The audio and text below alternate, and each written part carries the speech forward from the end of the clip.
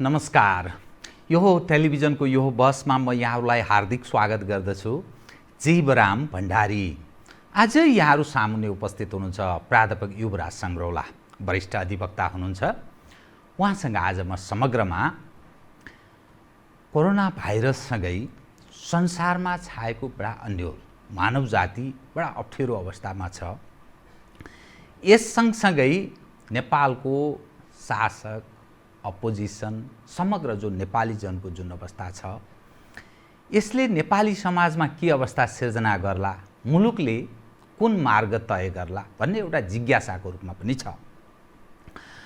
प्राध्यापक युवराज सङ्ग्रौला जस्ता सीमित मानिसहरू मात्रै बुद्धिजीवी भए पनि आफूलाई अलिकति स्वतन्त्र अस्तित्व बचाएर बस्न सक्नु भएको छ, अर्थात् दलीय दलदलभन्दा अलि अलग राख्न सम्भव भएर बस्नु भएको छ। के सोच्नुहुन्छ यतिखेर यस्तो अवस्थामा? भलै युवराज सङ्ग्रौला जस्ता मानिसहरू एक समय के सोच्नुहुन्थ्यो भने लेफ्ट मुभमेन्टको माध्यमबाट सोच्नुहुन्थ्यो या सोच्नुहुन्छ होला, म त्यो उहाँले जवाफ पनि दिनुहोला। लेफ्ट मुभमेन्टको माध्यमबाट बहुत शिखर चुम्न सकिन्छ, मुलुकलाई समृद्ध बनाउन सकिन्छ भन्ने यस्तोमा विश्वास गर्नुहुन्थ्यो। आरोह अवरोहसँगै नेपालको राजनीतिमा वाम वर्चस्व कायम भयो। नेपाली जनले धेरै राजनीतिक यात्रा तय गर्दा गर्दा विकल्पको रूपमा वामपन्थीहरूलाई यथेष्ट बहुमत दिए।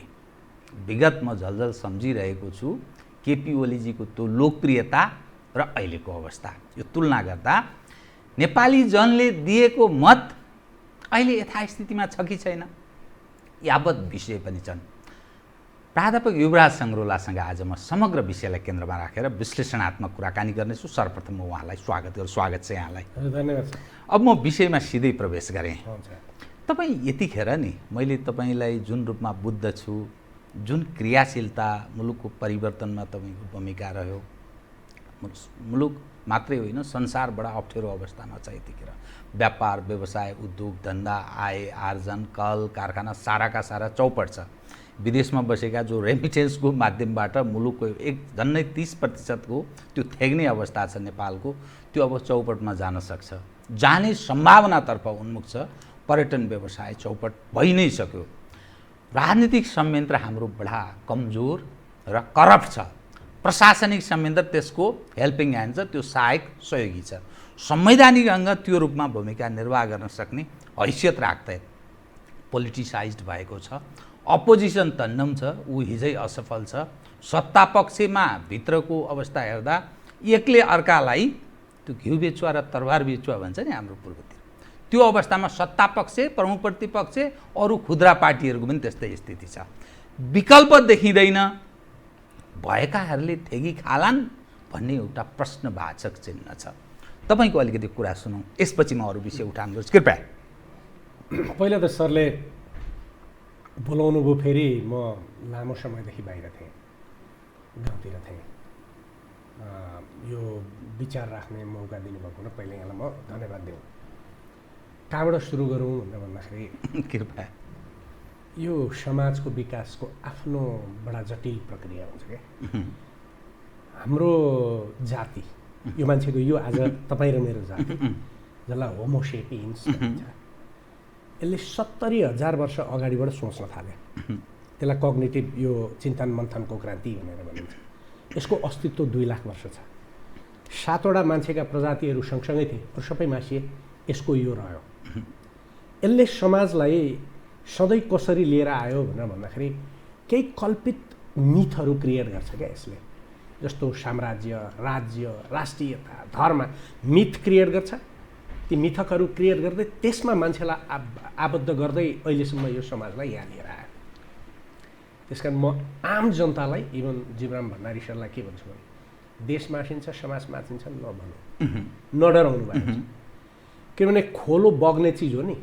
खोलोलाई तपाईँले एकातिर अवरोध लगाइदिनु, अर्कोतिर खोलेर तय गर्छ बाटो निरन्तर प्रक्रिया हो। अनि त्यो माथि ताप्लेजुङको फेदमा उम्रिएको पानी समुद्रमा पुगेकै छ। समाजको आफ्नो विकासको प्रक्रिया हुन्छ। जो समाजको विकासको प्रक्रियामा पुरानो चिजहरू बिस्तारै विस्थापित हुन्छ परिवर्तनको क्रममा र परिवर्तनले नयाँ मान्यताहरू सृजना गरिसकेपछि त्यो नयाँ मान्यताभित्र मान्छेले एड्याप्ट गर्छ, त्यसमा संयोजन गर्छ, समायोजन गर्छ र फेरि उसले एउटा नयाँ मिथ क्रिएट गर्छ। एउटा कुरा सत्य के हो यहाँले भन्नुभएको भनेर भन्दाखेरि यदि राजनैतिक पार्टी यो देशका अहिलेसम्मका शासकहरू यदि सोचाइको पद्धति यही हो भने अब नेपाल फेज आउट हुन्छ। नयाँ मानिसहरू आउँछन्, नयाँ मानिसहरू आउने क्रममा महात्मा गान्धी जस्तो आयो, अब्राहम लिङ्कन जस्तो आयो, सन यात-सेन जस्तो आयो, लेनिन जस्तो आयो, माओ त्से-तुङ जस्तो आयो, एउटा प्रखर बुद्धि भएका मान्छेहरू, उनीहरूले आफ्नो समाजलाई एउटा सेप दिन्छन्। तर त्यसको ठाउँमा चाङ काई सेक जस्तो आयो, त्यसको ठाउँमा डोनाल्ड ट्रम्प जस्तो आयो, त्यसको ठाउँमा अर्कै यस्तै खालको मान्छे आयो भने त्यसले समाजलाई ध्वस्त गर्छ। को आउँछ को आउँदैन त्यो परिस्थितिले तान्छ। हुनसक्छ भोलि त्यो ठाउँमा जीवराम भण्डारी आएको हुनसक्छ, युवराज सङ्ग्रौला आएको हुनसक्छ, तर समाजले त्यो आवश्यकताले ती व्यक्तिलाई बोलाउने। त्यसैले नेपोलियनले एउटा बडा राम्रो कुरो के भन्छ भन्दाखेरि इतिहासले व्यक्ति बनाउँछ, व्यक्तिले इतिहास कहिले पनि बनाउँदैन। आवश्यकताको सिद्धान्त त्यो पुरा हुन्छ। वहाँ पर सुदूरपूर्वमा कुनै एउटा घटना हुन्छ, त्यो घटनाले यो घटनालाई प्रभावित गरिराखेको हुन्छ। त्यसकारण निराश त नहुँ, तर निराश नहुँ भन्दाखेरि 70 वर्षको युग हामीले के का लागि फ्याँक्यौँ? जति पढ्यो उति त्यो घटनाहरू छर्लङ्ग हुँदै आउँछन्, जति पढ्यो उति छर्लङ्ग घटना हुँदै आउँछन्। यति सानो देश। तपाईँ 7 साल सम्झँदै हुनुहुन्छ, 7 सालदेखि परिवर्तनको कुरा गर्नु। यसभित्र भएका खेलहरू राजनैतिक नेतृत्वले ती खेलहरूलाई प्रष्ट विश्लेषण गरेर नबुझिदिएको कारणले गर्दा हामी त्यसभित्र त्यो गोलचक्करमा परेको कुरो, त्यो गोलचक्कर हुँदै हुँदै अहिलेसम्म आउँदा पनि गोलचक्कर। त्यो गोलचक्कर कसरी भनेर भन्दाखेरि अब उताको रिफरेन्स दिएर अहिले सरले भन्नुभएको कुरालाई कृपया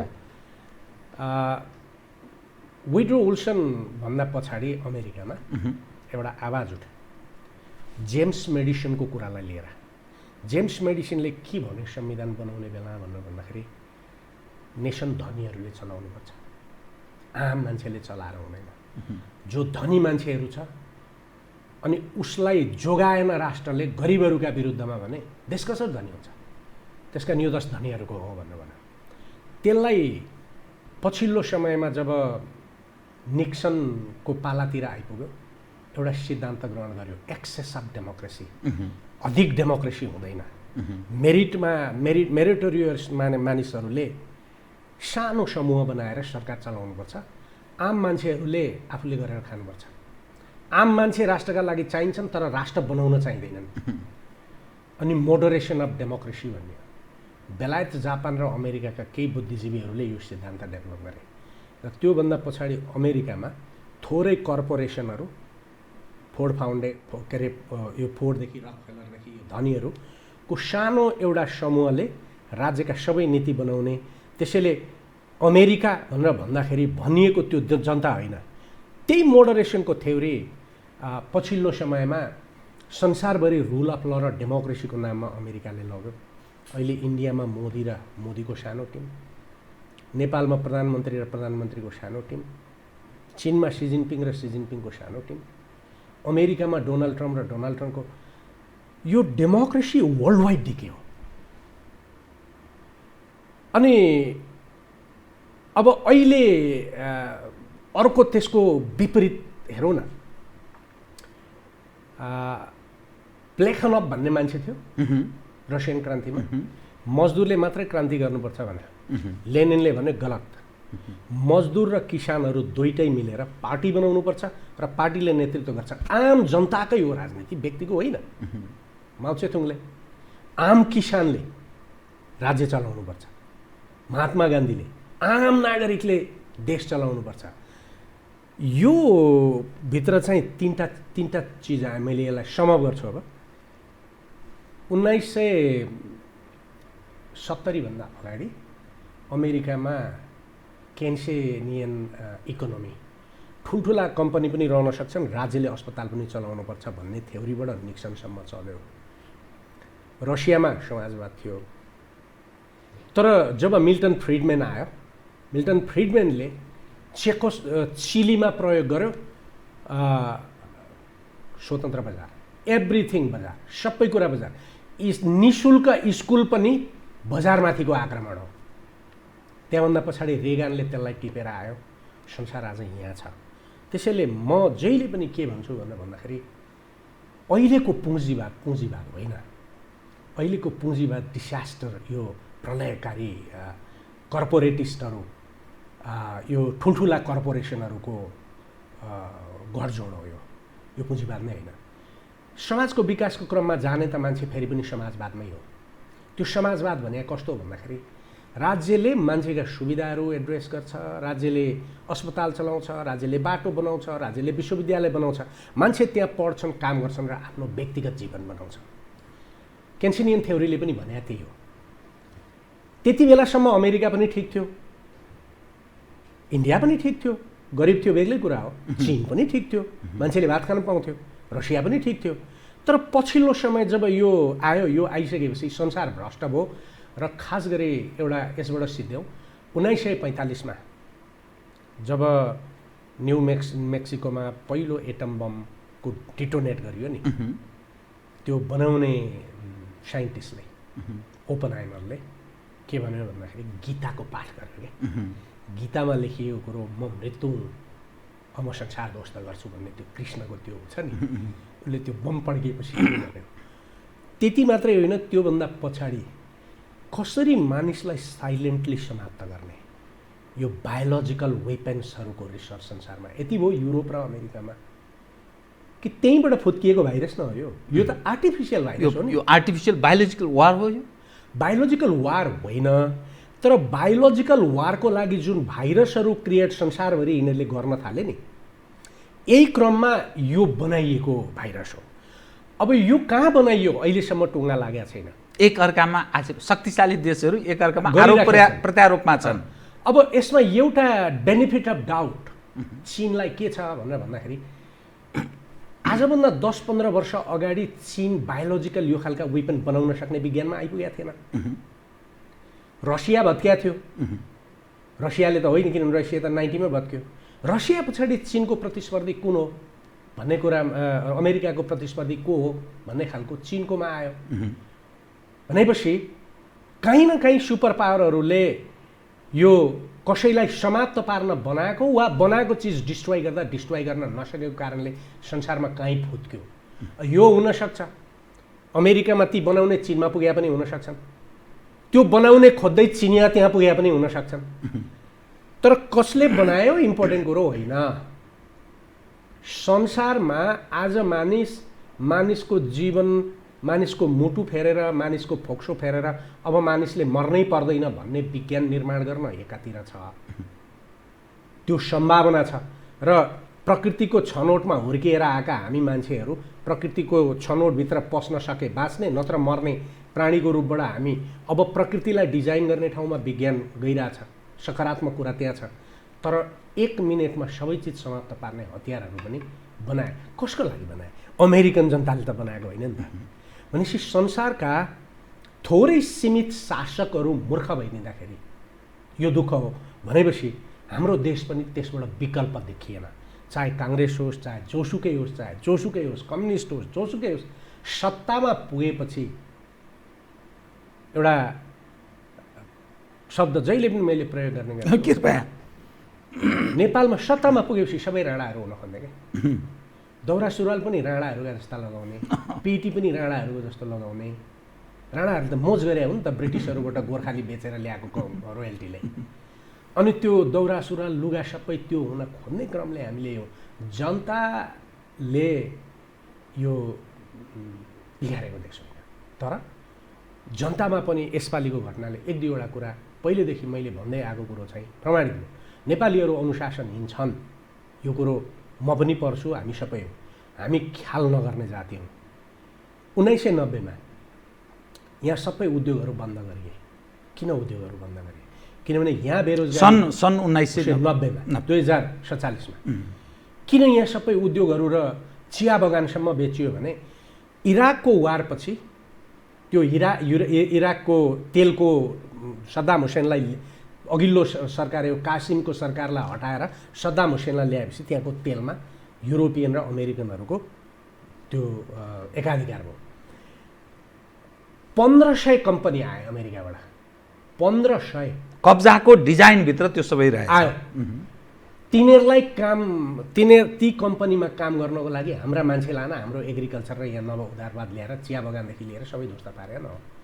त्यो यो अहिलेसम्म देशका मन्त्री के गरिरहेछन्? होइन, अब म प्लेनको टिकट पनि होइन, भिसाको पनि पैसा नलिई पठाउँछु। हेर्नुहोस् त, देश त आज त्यसले बिग्रियो नि त।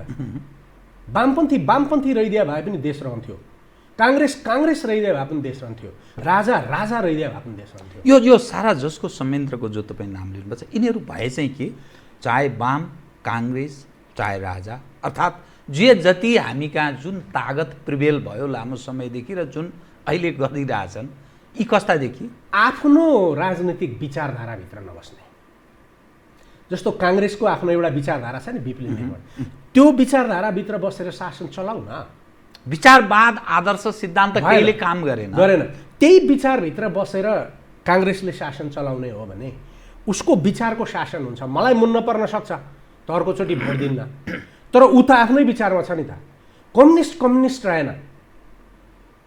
कम्युनिस्टलाई समाप्त पार्न आएको उदारवाद आज कम्युनिस्टहरू बोकेर हिँडिरहेछन्। एडभोकेसी त्यसैको गरिरहेछन्। किसानहरूलाई उत्पादनमा राम्रो बनाऊ र कृषिलाई आधुनिक बनाएर औद्योगिकरणमा जाउँ भन्ने त नीति त छैन। नीति के छ भनेर भन्दाखेरि विदेशी लगानीकर्ताहरूको सम्मेलन हेर्नुहोस्। जुन लगानीकर्ताहरूले उनीहरूका मुनाफाका लागि काम गर्छन्, नेपालका लागि किन काम गर्छन्? सिम्पल कुरो के हो भने हामीले देशको अर्थतन्त्रमा यदि कृषिलाई अहिलेको उत्पादनको 50% मात्रै बढायौँ भने हाम्रो 50% राष्ट्रिय आय वृद्धि हो, प्रति व्यक्ति आय पनि 50% वृद्धि हो नि।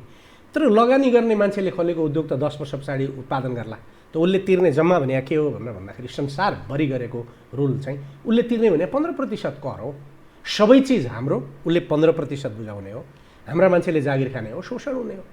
भनेपछि संसारमा स्वयं अमेरिकाले एग्रिकल्चर डेभलप नगरी त औद्योगिकरणमा गएन, युरोप त त्यसमा नजाने भन्दा कम्युनिस्टहरू कम्युनिस्टभित्र नरहने, कम्युनिस्टले अर्कैको राजनीति गर्ने, नाम कम्युनिस्ट, सिद्धान्त मिल्टन फ्रिडम्यानको, कङ्ग्रेस प्रजातान्त्रिक समाजवाद, तर ऊ कसको हो, कसको सिद्धान्त? अब अहिले त सिद्धान्त विहीनै भनौँ। राजतन्त्र राजाले नेतृत्व गरेर आम प्रजाको प्रतिनिधि भएर, प्रजाको संरक्षक भएर जानुपर्ने राजाहरू शासक हुन खोजे। चाणक्यले के भनेको छ भन्दाखेरि त्यो राजा हो जसले आफ्नो कुनै एउटा नागरिकको घरमा भोको नागरिक देख्न सक्दैन। त्यही कारण राजतन्त्र आएको थियो नि त। राजा त मालिक भएर आएको थिएन नि त। राजा त मालिक उनीहरूलाई नियन्त्रण गर्न भएको थियो त। राजतन्त्र रहेन। परिणाम के भयो भने जब सिस्टम गलत हुन्छ नि, व्यक्ति जो पनि गलत हुन्छ। त्यो ठाउँमा निक्सन पनि गलत भयो, त्यो ठाउँमा विल्सन पनि गलत भयो, त्यो ठाउँमा रेगन, किनभने त्यसले एडप्ट गरेको सिद्धान्त गलत भयो। त्यहाँ स्टालिन पनि गलत भयो, ब्रेजनेभ पनि गलत भयो, त्यसपछि मिखाइल गोर्बाचेभ पनि, किनभने त्यो सिस्टम गलत भयो। अहिले हाम्रो प्रणाली पनि के हो?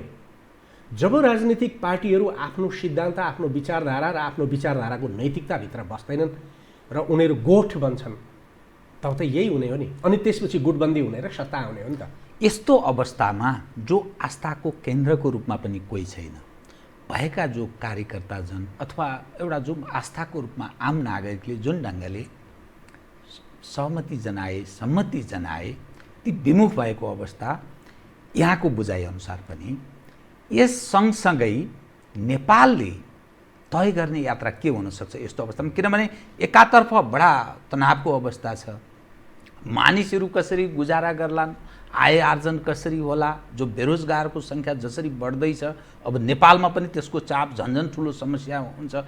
विगत इतिहासले देखाउँछ नेपालको हरेक 10-10 वर्षमा ठुलो परिवर्तनका, त्यसका लागि त्यो परिवर्तनकामी चरित्र नेपालीहरूको त्यस्तो छ। एकातर्फ आस्थाबाट विमुख भएको, अर्कोतर्फ त्यो आस्थाको सेन्टरको रूपमा कोही पनि हुन नसकेको स्थिति। यस्तो अवस्थामा के हुन सक्छ? यसमा बेसिकली संसारको इतिहासको विश्लेषण गर्दाखेरि तीनटा प्रक्रिया देखिन्छ। एउटा तिनै राजनैतिक पार्टीभित्र विवेकशील मान्छेहरूको बगावत सुरु हुन्छ, नयाँ कार्यकर्ताहरूले बगावत गर्छन्, पुरानो सिस्टमलाई बदल्छन्। त्यो कहाँ भयो भनेर भन्दाखेरि चीनमा भयो। माओ त्से-तुङलाई समेत भ्रमित बनाएर त्यति बेला ग्याङ अफ फोर भन्छ नि, ग्याङ अफ फोरले जुन कल्चरल रिभोल्युसन गरेर अत्यधिक ज्यादा मान्छेहरू मारे, त्यसको विरुद्धमा त्यही भित्रको नयाँ पुस्ताले बगावत गर्यो र चीनलाई आज यहाँ लगाउनु। त्योभन्दा अगाडि अब्राहम लिङ्कन, अमेरिकामा अब्राहम लिङ्कनले गरे। त्योभन्दा अगाडिकाहरूले दास प्रथालाई यथावत राख्नका लागि हर किसिमका शक्तिहरू गरे। तर अब्राहम लिङ्कनले के भने मानिसको सबैको रगत एउटै हो, कसरी दास हुनसक्छ, कसरी मान्छेले मान्छेलाई किन्न सक्छ। त्यत्रो युद्ध भयो अब्राहम लिङ्कनको पालामा त त्यो गृहयुद्ध नै भयो नि। उनले अमेरिकालाई अर्कोतिर फ्याँके। त्यसको असफलता रसिया हो। मिखाइल गोर्बाचोभले त्यसलाई फ्याँक्नका लागि प्रयत्न गर्यो, तर मिखाइल गोर्बाचोभ आफै असफल भयो। अब अहिले पछिल्लो समय धेरै मानिसहरूले फरक तरिकाले हेर्छन्। मैले आफ्नो हेर्ने दृष्टिकोण मेरो अलिक फरक हुन्छ। भारतमा मोदीले गरिराखेका कतिपय कुरामा मेरो पनि चित्त बुझ्दैन। नेपाललाई हेर्ने दृष्टिकोण, साना देशलाई हेर्ने दृष्टिकोणमा मोदीमा पनि प्रश्न छैन। तर यद्यपि उपनिवेशले बनाएका सबै संयन्त्र र आफ्नो मान्छे जवाहरलाल नेहरूलाई टक्रक्कै राखिदिएर घर छोडेर जाँदाखेरि आफूले मन परेको गोठालोलाई मालिक बनाएर गइदिए जस्तै नथ्यो त्यो। र त्यसले 30 वर्षसम्म ब्रिटिस र पश्चिमाहरूकै त्यहाँभित्र त्यो औद्योगिकरणबाट लुटेर खाएको जुन थियो, त्यसलाई मोदीले फ्याँकेकै हो। डिमोनिटाइजेसन सानो आँट होइन। मलाई लाग्छ डिमोनिटाइजेसन महत्त्वपूर्ण कदम भन्नुपर्छ यो के सराहनीय। अब त्यसले धेरै ठुलो नोक्सानी पनि गर्यो। अब त्यसको फाइदा र बेफाइदा कति भयो त्यसलाई ठ्याक्कै म अहिले भन्न सक्दिनँ। तर आँटको कुरा गर्ने हो भने संसारमा कुनै पनि अर्को नेताले अहिलेसम्म गर्न सकेको छैन क्या। जुन शासकमा हुनुपर्ने चरित्र देखाउनु पर्ने चरित्र देखाए, सिद्धिन पनि सक्थ्यो। त्यसले उनलाई धेरै राम्रो बनाएर भारतलाई राम्रो बनाएन, बेग्लै कुरो आँट गर्यो क्या। अब यो काश्मीरकै कुरो, काश्मीरका जनतामाथि अन्याय त भयो, तर स्टेप त हो नि त। भनाइको मतलब कहिले कहिले नेतृत्व आँटी हुनैपर्छ। त्यसले गर्दाखेरि तेङ सिओपिङको जस्तो सफलता मोदीले निकाल्न सकेनन्, बेग्लै कुरा हो। त्यति बुद्धि पुगेन होला। अब्राहम लिङ्कनको जस्तो उनले गर्न सकेनन्, त्यो बेग्लै कुराहरू। तर आँट चाहिँ रहेछ नि त। यो देशमा अहिलेसम्मको समस्या मैले देखेको 2 जना मान्छेहरूले अलिकति आँट गर्ने प्रयत्न गरे। एउटा विश्वेश्वर प्रसाद कोइरालाले आँट गरे, ठ्याक्कै त्यही आँट राजा महेन्द्रले गरे।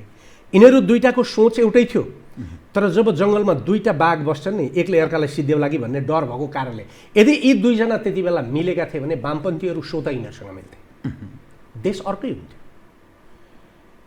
त्यही कारण व्यक्तित्वको टकरावले त्यो समाप्त भयो। अनि राजा महेन्द्रलाई पनि विदेशीहरूले नै प्रयोग गरे। विश्वेश्वर प्रसाद कोइरालालाई बाहिरबाट सपोर्ट गर्ने मान्छे भएन। यदि यसले समाजवाद, प्रजातान्त्रिक समाजवाद अगाडि ल्यायो भने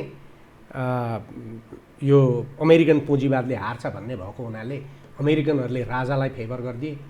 विश्वेश्वर प्रसाद कोइराला एक्लै भयो। त्यो राजा महेन्द्रले पश्चिमाहरूसँग कम्प्रोमाइज गर्दै इन्डियासँग लडेकै हो। र पछिल्लो समय मदन भण्डारीले एउटा नयाँ बाटो बनाउन उसले आँट गरे हो, उसलाई सिध्याइयो। र बिपीलाई पोलिटिकल्ली सिध्याइयो, उनलाई फिजिकल्ली सिध्याइयो, त्यो कुरा हो। तर यी कुरा विश्लेषण गर्छन् हाम्रा राजनीतिक पार्टी। हिजो मैले यही कुरो फेसबुकमा लेखेँ क्या, विराटनगरको एउटा मान्छेले यो पनि सधैँ नेगेटिभ बोल्ने मान्छे हो भन्नु क्या। उसको पार्टी के कारणले सिद्धिएको छ ऊ विश्लेषण गर्न चाहँदैन। त्यसकारण राजनीतिक पार्टीभित्रबाट यो नेतृत्व निक्लिन सक्ने मैले देखाएको छैन। अब त्यसो हो भने उपाय लगाम लागेको घोडा हुनबाट बच्नुपर्छ कार्यकर्ता जन। उसले नेता जोगाउने हो, देश जोगाउने हो। देश जोगाए नेता जोगिने हो। त्यसकारण अनुशासनभित्र बस्नुपर्छ, अनुशासन र विचारधारा मान्नुपर्छ, तर घोडा हुनु हुँदैन। एक। दोस्रो उपाय के हो भने मैले मेटाफोर दिएर प्रयोग गर्ने गरेको छु। जङ्गलमा जानुभयो भने सरले त्यो कुरिलाको बोट सानो देख्नुहुन्छ क्या, सानो तेन्द्रो सालिम्मो जस्तो देखियो। तर ठ्याक्क यो अहिलेको बेलामा त्यसले हाल्ने जुन तामा हुन्छ नि त्यो बिरुवा त्यो स्वाठ यत्रो आगो हुन्छ क्या कसरी निक्लिया होला मोटो कसरी निस्क्यो यत्रो त्यान्द्रो छ भनेपछि राजनीतिको अघि मैले प्रक्रिया विकासको कुरा गरेको थिएँ नि समाजभित्र तपाईँ हामी जस्ता हजारौँ क्षमता भएका मान्छेहरू लुकेर बसेका हुन्छन् तर तपाईँ आफ्नो व्यवसायमा व्यस्त हुनुहुन्छ म आफ्नो व्यवसायमा व्यस्त छु हामीलाई राजनीतिको सरोकार हुँदैन अघि सुरुमै यहाँले भन्नु आस्था विचारधारा व्यक्तिको हुनसक्छ तर राजनीतिमा हस्तक्षेप गरेर उयो हुँदैन म त्यही व्यक्ति हुँ म चिन्तक हुँ मलाई राजनीतिक रूपमा नेता पनि हुनु छैन मन्त्री पनि हुनु छैन केही हुनु छैन सभासद हुनु छैन केही छैन तर म राजनीतिलाई त गज गरेर बस्छु नि त विश्लेषण गरेर बस्छु नि कता गइरहेछ त्यस्तो स्थितिमा पोल्यान्डमा लेख वालेन्सा निक्लिए जस्तो थुप्रो त्यस्ता मान्छेहरू निक्लिए जस्तो त्यो कुरिलाको तामा जस्तो भएर मान्छेहरू निक्लिन्छ देश लान्छन् अगाडि हेर्नुहोस् तर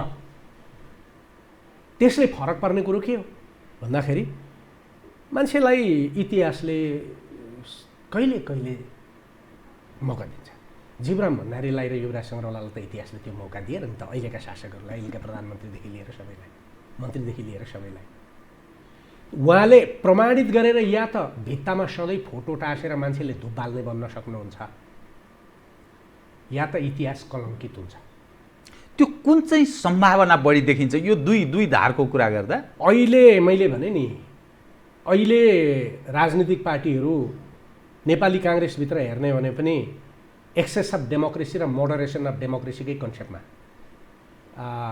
अध्यक्ष र अध्यक्षको सानो टिम बाहेक बाँकी सम्पूर्ण काङ्ग्रेसको केही काम छैन कम्युनिस्ट पार्टीभित्र पनि दुईटा अध्यक्ष र सीमित मान्छे ती बाहेक अरू कसैको केही काम छैन अब अरू छैनन् भनौँ अब सानैलाई भनौँ भने पनि अहिले फेरि मिल्या छन् फेरि रहन्छन् कि रहँदैन राप्रपा कमल थापा बाहेक अरू कसैको काम छैन हामी त त्यही मोडरेसन थ्योरीमा गयौँ नि त सानो समूहले आम जनतालाई बाहिर राख्ने उसलाई परेवालाई चारो हाले जस्तो बजेट चारो हालिदिने ऊ आफ्नै बच्चा बच्ची जन्माउँछ आफ्नै माटो खन्छ बस्छ राष्ट्र कमजोर हुन्छ हर मान्छेको सेवा राष्ट्रलाई ल्यायो भने मान्छे देश धरो हुन्छ त्यही ठाउँमा दुईटालाई कम्पेयर गरेर हेरौँ न सर महात्मा गान्धीले हर नाङ्गो मान्छेलाई ल्याएर ब्रिटिसलाई बाहिर निकालेर लडाइँ नगरिकन त्यही महात्मा गान्धीले बनाएको महात्मा जवाहरलाल नेहरूले आफ्नी छोरी र 4 जना मान्छे राखेर समाप्त त्यही दायरामा रहेर सिद्ध्याए क्वेसन त्यति न हो भन्दाखेरि उहाँहरू अहिले यसरी नै जानुभयो भने यही डेलिभरी हो भने पिपललाई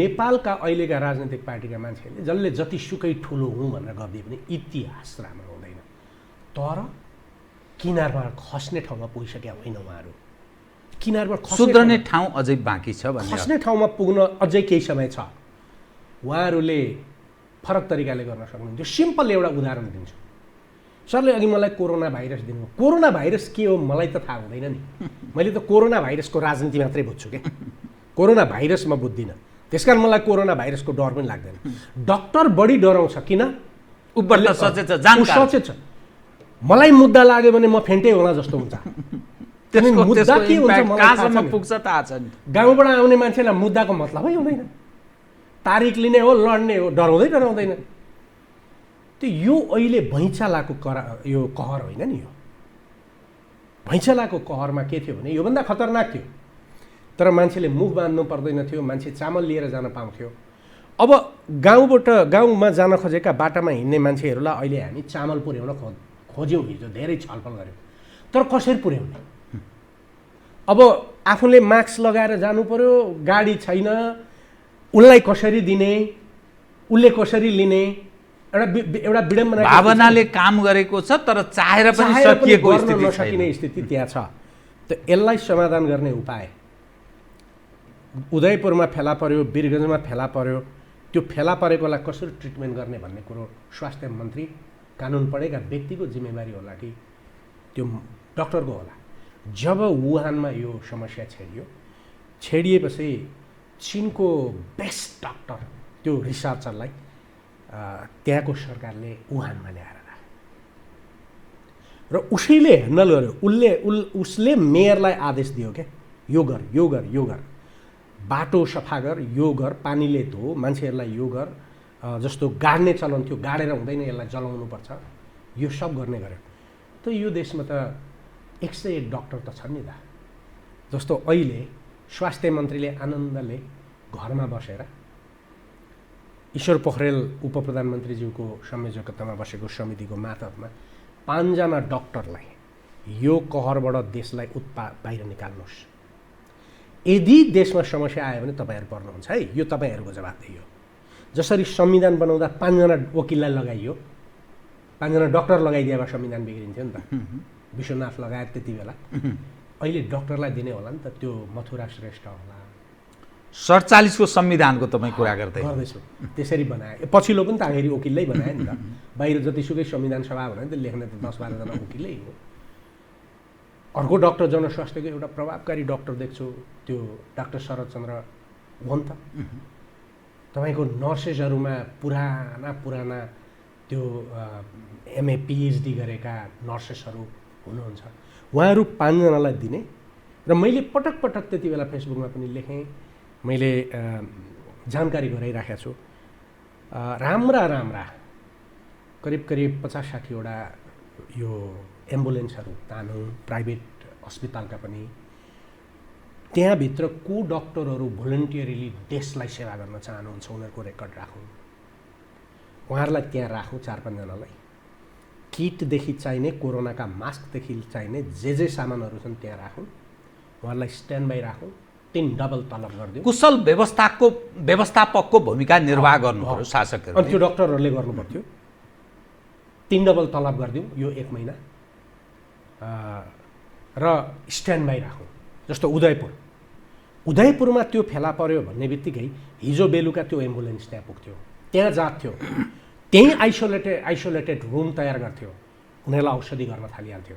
तर उनीहरुलाई दिने त्यो आफू बाँच्ने जुन त्यो चिनियाहरुको अमेरिकनहरुको देखिन्छ नि हेर्ला, त्यो त दिनु पर्यो नि त।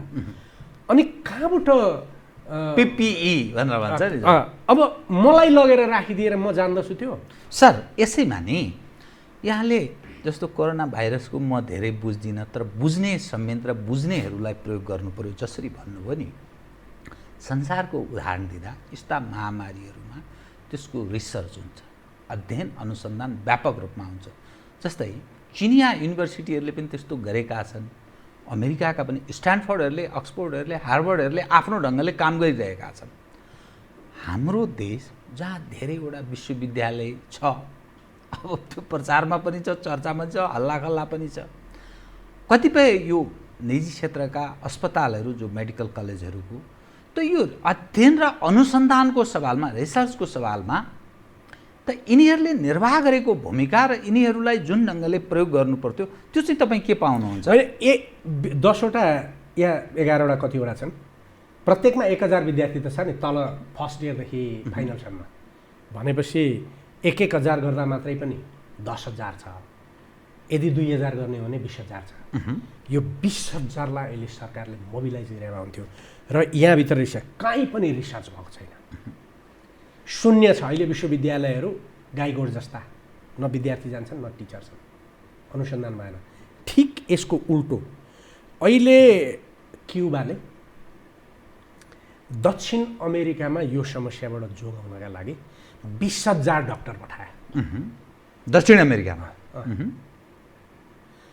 त्यहाँ अहोरात्र मान्छेहरू रिसर्च गरिरहेछन्। मलाई लाग्छ सबैभन्दा पहिला यसको दबाई क्युबाले बनाउँछ।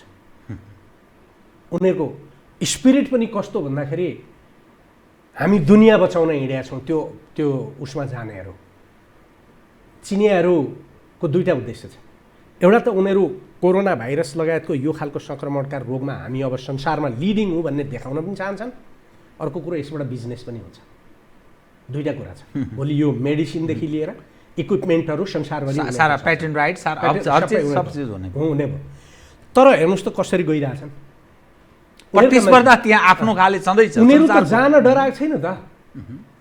तपाईँको कुनै देशमा कम्युनिस्ट पार्टी छ, सैनिक तानाशाह छ, तँलाई कोर्रा हान्छु भनेका कारणले मान्छे हाँस्दै अर्को देशमा पुग्छ होइन।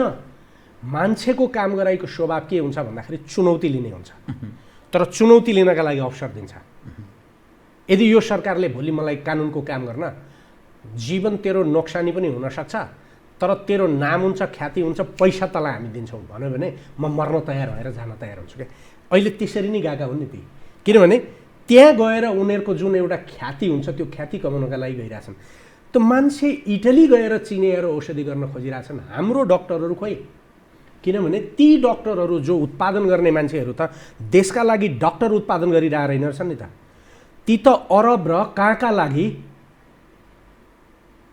कार्यकर्ता त्यहाँ काम गर्नका लागि उत्पादन गरिरहेको। त्यो विश्वविद्यालय मेडिकल कलेजहरूले निर्वाह गर्नुपर्ने भूमिकामा त्यो चुक किन देखिन्छ? के को उपज हो? कहाँनिर होइन सर, अब गोविन्द केसीको प्रक्रिया गलत थियो। प्रक्रिया गलत? गोविन्द केसीले उठाएको माग त सही थियो नि त, मुद्दा ठिक, प्रक्रिया गलत। उनी त्यसलाई आफूमा मात्रै राख्न खोजे अनि त्यहाँ सानो एउटा पोलिटिकल ग्रुपलाई लिएर बस्दाखेरि आम रूपमा उनले चाहिँ नचाही दुरुपयोग भएको पनि देखियो कतिपय सवालमा। तर इस्यु ठिक किन हो भनेर भन्दाखेरि डाक्टर बनाउनका लागि मेडिकल कलेजहरूले पढाइराखेका छन् कि डाक्टर आवश्यकता भएर पढाइरहेछन्?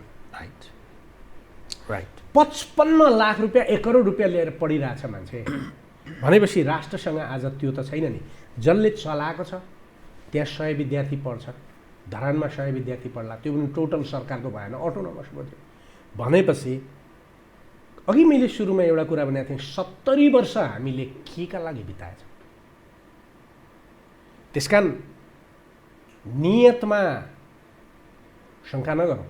अहिले यो सरकारको यो कोरोना भाइरसको लकडाउन र उसमा म निरपेक्ष सहयोगी छु, समर्थक छु। अहिले एज ए नागरिक अर्को त विकल्प छैन नि, म भोलि सरकार फेर्न पनि सक्दिनँ। यसले जे भन्यो म त्यही मान्छु। यसले घोषणा गरेर आजबाट 4 दिन नखाऊ भन्यो भने म खान्न गर्न, यसको तारिफै गर्छु। मैले सरकारप्रति गर्ने दायित्व र मैले सरकारप्रति पुरा गर्नुपर्ने कर्तव्य हो, यति बेला यो गर्छु। तर सरकारले 4 जना डक्टरलाई नेतृत्व दिएर यो टोटल व्यवस्थापन तिमी गर, डाक्टर तिमी परिचालन गर, डाक्टरहरू अगाडि बढाऊ, के चाहिन्छ पैसा माग, जति पैसा चाहिन्छ। नागरिकको जीवन बाँचे राष्ट्र हुने हो नि। बाटो 1 वर्ष नखनाउला तर नागरिक बाँच्नुपर्छ भनिदिएको थियो भने ती 4 डाक्टरले वकिल चाहिएको ठाउँमा वकिल प्रयोग गर्थे होला, मनोवैज्ञानिक चाहिएको ठाउँमा मनोवैज्ञानिक प्रयोग गर्थे होला, देश आज अर्कै तरिकाले हुन्थ्यो नि त। अब मलाई डर के छ सर भन्दाखेरि कोरोना भाइरसबाट त जोगिएको छु अहिलेसम्म, तर इनकेस मलाई डायरियाको बिरामी लाग्यो, मैले कहीँ अस्पताल जानु पर्यो भने म कहाँ जाने? साराका सारा कोरोनामा दौडिरहेका छन्।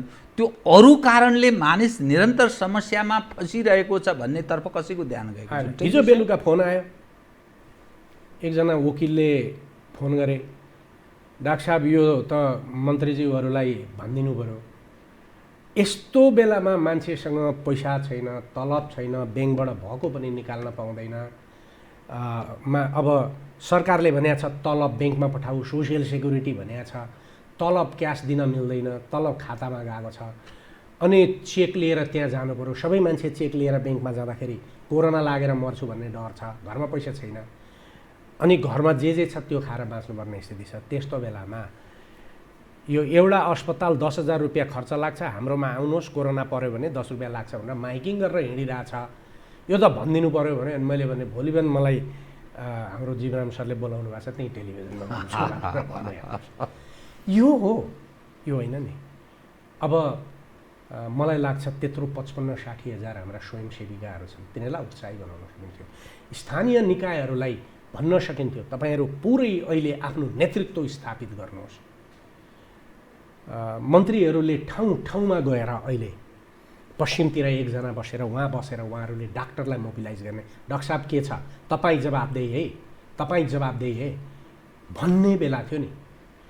तपाईँले देख्नुभयो सर वुहानमा त्यहाँको मेयर मास्क लगाएर डक्टरहरू भएको ठाउँमा आयो? आएन नि। ऊ मेयरको अफिसमा बस्यो, उसले पैसा दियो दबाईको औषधिको लागि। कसले के काम गर्ने अलरेडी ठिक व्यक्तिको ठाउँमा सारा त्यहाँका डक्टरहरू, तपाईँको डक्टरहरू फ्रन्टलाइनमा थिए। त्यसैले नारानी के भयो भने डक्टर्स इन फ्रन्टलाइन।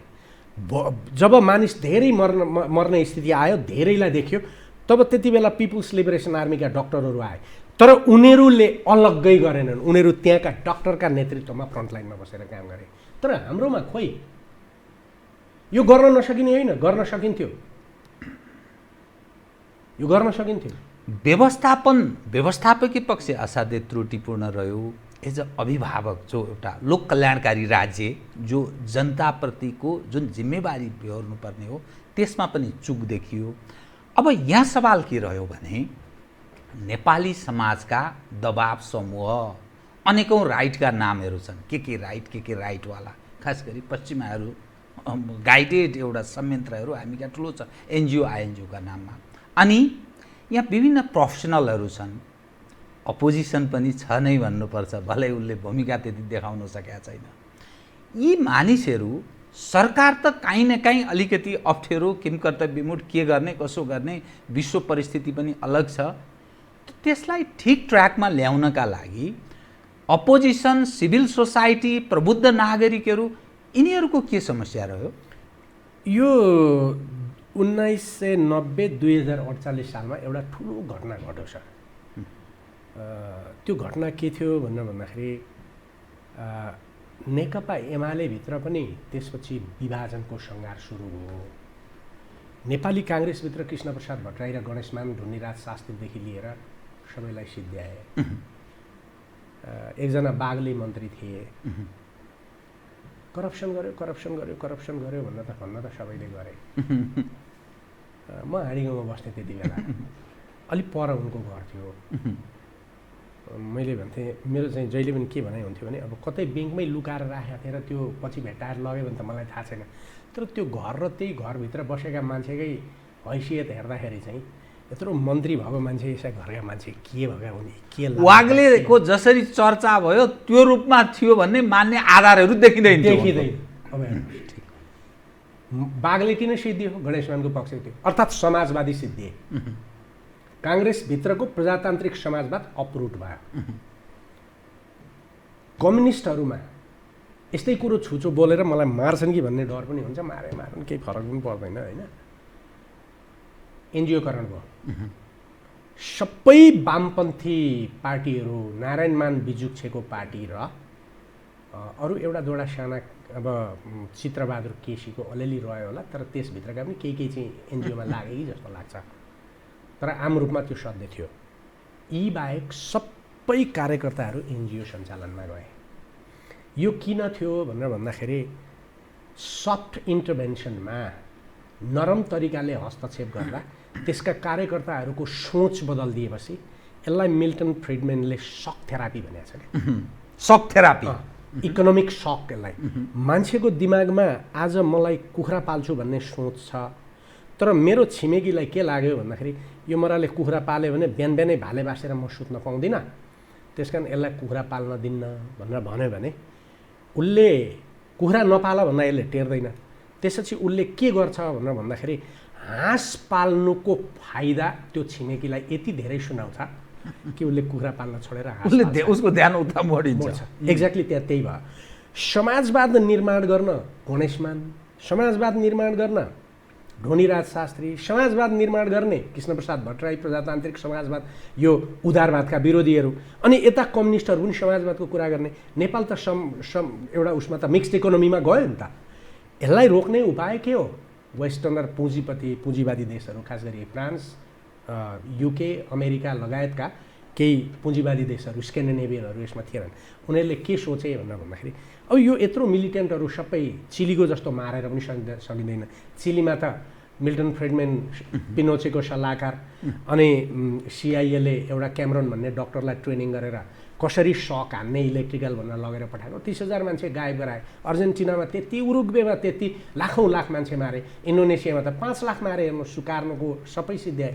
अब नेपालमा त्यो गर्न सक्ने स्थिति नभएपछि के गर्ने त भन्दाखेरि असल कम्युनिस्टले राम्रो लुगा लाउँछ, पैसा चलाउँछ, आफ्नै अफिस खोल्छ, महिला अधिकारका कुरा गर्छ भनेर सबैलाई डोनेसन दिएपछि त अनि नेताका पनि एनजिओ, कार्यकर्ताका पनि एनजिओ त्यसलाई सिद्ध्याए। त्यो त मैले मेरो त्यो अघिल्लो किताबमा राम्रोसँग विश्लेषण गरेको छु। भनेपछि 1990 को दशक नेपालमा राजनीतिक स्पिरिट, नेपालको डेभलपमेन्ट स्पिरिटलाई किल गर्ने थियो। त्यो किलिङमा राजा महेन्द्र त्यो स्पिरिट किलिङ गर्ने कुरामा सायद राजा महेन्द्रले हस्तक्षेप, त्यो सम्झौता गरेन होला। खम्पाहरूको विरुद्धमा एक्सन गर्ने कुराको जुन तयारी महेन्द्रले गरे पछि वीरेन्द्रमा भयो, त त्यसै कारणले राजा महेन्द्रको पनि त अल्प आयुमा मृत्यु भयो भन्ने एउटा शङ्का त छ नि त, होइन? एउटा शङ्का छ। पछि डिक्लासिफाइड इन्फर्मेसनहरू आउँदाखेरि विकिलिकले एउटा चाहिँ सूचना गर्यो, जो मान्छेको काखमा राजा महेन्द्रको टाउको ढलेर मरे ऊ त सिआइएको रिजनल चिफ थियो भन्ने कुरो किताबमा लेखियो, त्यति बेला आयो। र त्यति बेला 1990 मा नागरिक समाज ध्वस्त बनाइयो। त्यो नागरिक समाजमा हेर्नुहोस् है, एउटा गजब थियो, त्यहाँ दमननाथ ढुङ्गाना पनि थियो। दमननाथ ढुङ्गाना काङ्ग्रेस थियो, तर पार्लियामेन्ट प्रतिपक्षीको हो भनेर लड्ने मान्छे त एज अ सभामुखको रूपमा पनि उनले त्यो भूमिका निर्वाह गरेको। त्यहाँ मथुरा श्रेष्ठ थियो, त्यहाँ कृष्णप्रसाद भण्डारी थियो, त्यहाँ कुसुम श्रेष्ठ पनि थिए। यी आफ्ना आफ्ना राजनैतिक पार्टीका मान्छे थिए, तर बाहिर नागरिकको प्रतिनिधित्व गर्थे। त्यो 4-5 वर्ष पछाडि त त्यो त ध्वस्त भयो नि त। अहिले पछाडि त नागरिक समाज भने पनि त कुनै इन्टरनेसनल कमिसन अफ जुरिस्टका फन्डिङबाट चलेका फन्ड कुनै कोसम्म हेरेँ। अहिले पछिल्लो समय मैले एउटा किताब गाइडेड र मिसन ओरिएन्टेड मानिसहरू एउटा किताब पढेँ। त्यो किताब पढ्न राम्रो छ, सरले खोजेर पढ्नुभयो हुन्छ।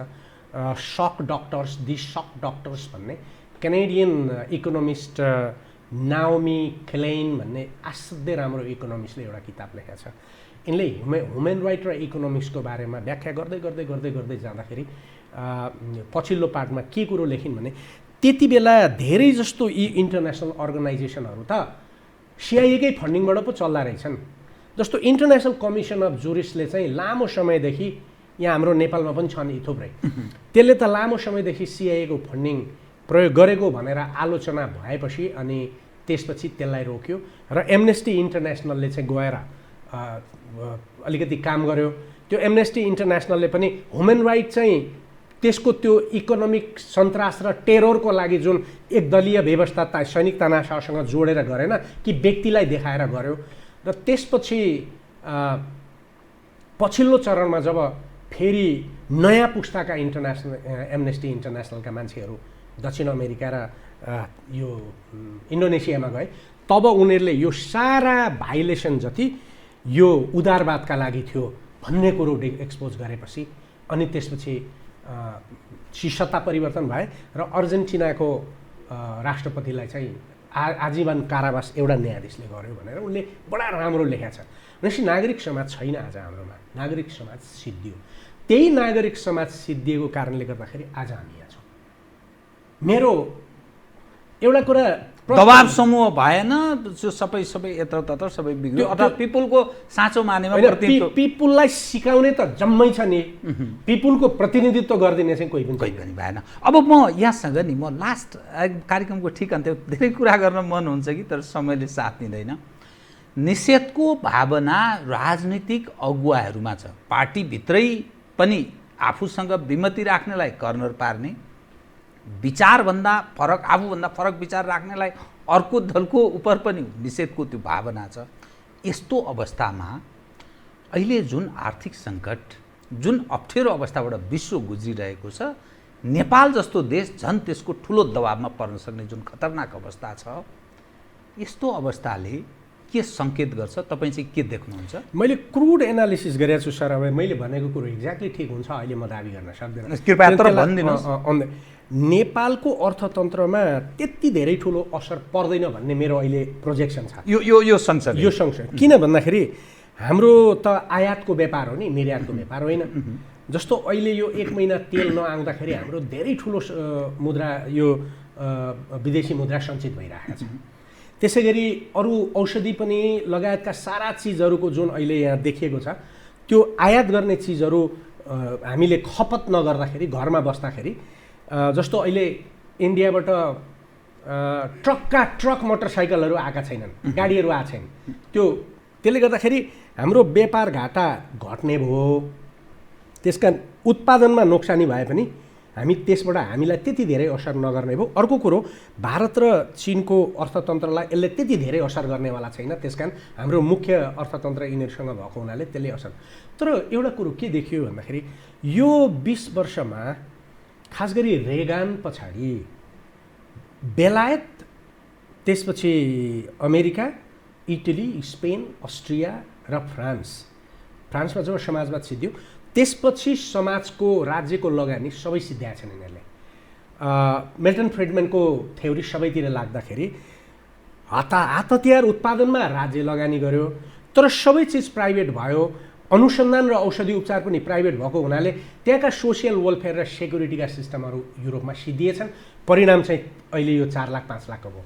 युरोप र अमेरिकाको इकोनोमी धेरै तहस नहस हुन सक्ने स्थिति देखिन्छ। तर युरोप र अमेरिकाको इकोनोमी तहस नहस हुनु भने त चीनलाई पनि आघात हो नि त, उसको त व्यापार गर्ने ठाउँ त्यही हो, भारतको पनि हो। त्यसले गर्दाखेरि हाम्रो इकोनोमी एकदम क्रुडमा भएको र हाम्रो एकदम सेन्सिटिभ इकोनोमी नभएको, अहिलेसम्म पनि एक अर्थमा भन्ने भने आधुनिक बाटरकै सिस्टम हो हाम्रो भनौँ न। हामी तेल ल्याएर यताबाट के दिने, हामी मान्छे पठाउने उनीहरूले तेल दिने भन्ने खालको भएको हुनाले हाम्रो नोक्सानी भए पनि हामी बाँच्नै नसक्ने स्थितिमा पुग्दैनौँ, किनभने हामी मकै रोपेर खाने मान्छे हौँ। त्यस कारण हामी गर्न सक्छौँ। तर यदि सरकारले यी सबै विश्लेषण गर्यो र अब सरकारले देशलाई फरक तरिकाले लान सक्यो भने एउटा कुरा इतिहासमा प्रमाणित भएको के कुरा हो भन्दाखेरि सङ्कट नै फेरि अवसर पनि हो। अवसर हो, सङ्कट। आश गरौँ। हस्, केही विषय म अरू कुरा गर्न चाहन्थेँ तर समयले यतिसम्म साथ थियो। कार्यक्रममा आइदिनु भयो, बहुत हार्दिक धन्यवाद। यो अप्ठ्यारो स्थितिमा पनि अब तपाईँले बोलाएपछि नाइ भन्न लाग्दैन। मैले चाहिँ पर्सनल्ली यो समयलाई किताब लेख्ने कामको लागि बडा राम्रो प्रयोग गरे हुनाले गरेँ। तर पीडा मनमा के छ भन्दाखेरि म जतिको नागरिकले अहिलेको यो कहरमा कहीँ सेवा गर्ने ठाउँ पाएन। के हो मेरो भूमिका? म भूमिका हर दिन खोजिरहेको छु तर भूमिका पाएन। यो राज्यको पनि यस उप चाहिँ ध्यान जाओस्, बडा महत्त्वपूर्ण विषय पनि एकदम अन्तिममा यहाँले व्यक्त गर्नुभयो। आदरणीय दर्शकवृन्द, उहाँ हुनुहुन्थ्यो प्राध्यापक युवराज सङ्ग्रौला, वरिष्ठ अधिवक्ता, समसामयिक पछिल्लो अवस्था उप विश्लेषण र केही सूचनामूलक ढङ्गले कुराकानी गर्दै म लगायत मेरो सम्पूर्ण युनिटलाई कार्यक्रमबाट बिदा दिनुहोस् र यो टेलिभिजन हेर्दै रहनुहोला। नमस्कार।